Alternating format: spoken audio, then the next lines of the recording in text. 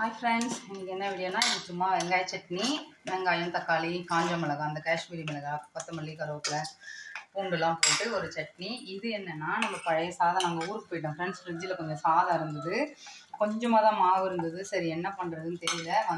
Evening night ஆகிடுச்சி, night எதுவும் செய்யலை. அது சாதத்தை அரைச்சிட்டு அதுவும் கூட கொஞ்சம் ரவை போட்டு மிக்ஸ் பண்ணி இந்த பழைய மாவில் மிக்ஸ் பண்ணிட்டேன். இங்கே பாருங்கள், அதுதான் தோசை. சூப்பராக வரும் ஃப்ரெண்ட்ஸ். நிறைய சாதம் போட வேண்டாம், கொஞ்சமாக போட்டு இது பண்ணால் சாதம் அப்படியே தோசை அப்படியே முருகலாக சூப்பராக வரும். அப்படியே மூடி வச்சு செம்ம டேஸ்ட்டாக இருக்கும். வாக்குறதுக்கும் நல்லா செம்மையாக வரும்.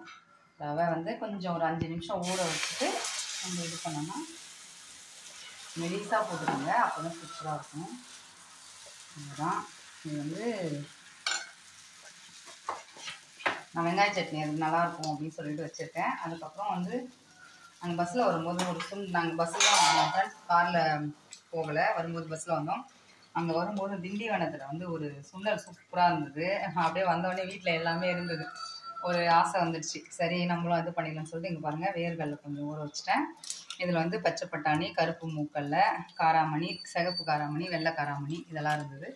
எல்லாத்தையும் ஊற வச்சுருக்கேன். இது ஒரு சுண்டல் மாதிரி பண்ணலாம் அப்படின்னு சொல்லிட்டு, ஈவினிங்காக ஸ்நாக்ஸ் மாதிரி கொடுத்துடலாம் அப்படின்ட்டு மறுபடியும் ஊருக்கு போனோம் ஃப்ரெண்ட்ஸ். ஏன்னா சித்தி இறந்துட்டாங்க, காரியம் வச்சுருக்காங்க. நாங்கள் வந்ததுக்கு 2 டேஸில் இங்கே கொஞ்சம் எல்லாமே அப்படியே போட்டு போயிட்டோம். அதனால் போகலாம் அப்படின்னு சொல்லிட்டு இப்போ டிஃபன் பண்ணிவிட்டு மதியம் லஞ்ச் எதனா பண்ணிவிட்டு நாளைக்கு கிளம்பிடுவோம் மறுபடியும். அவ்வளோதான் ஃப்ரெண்ட்ஸ், நெக்ஸ்ட் வீடியோவில் பார்க்கலாம். பாய்.